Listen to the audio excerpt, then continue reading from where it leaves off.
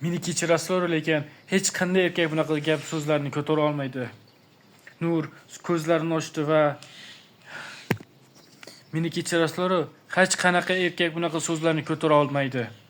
Nur ko'zlarini ochdi, ammo hushi o'ziga kelmagandek edi. U tushunarsiz so'zlarni aytar, g'alati jumlalarni pichirlardi. Yusuf Nurning so'zlarini eshitish uchun quloqni uning lablariga yaqinlashtirdi va butun umri davomida eshitishni tasavvur ham qila olmagan dahshatli so'zlarni eshitdi.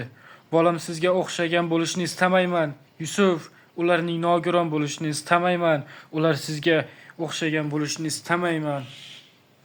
Bunaqa so'zlarni o'z suyukli yoridan eshitish har qanday erkakni sindiradi. Ofarin senga Yusuf. O qanday ezgulik. Shuncha gapni eshitib ham, keyin ham ichingdagi g'azabni kitob. Ofarin senga Yusuf. Bu qanday ezgulik. Shuncha gapni eshitganingdan keyin ham ichingdagi g'azabni yutib turibsan-a.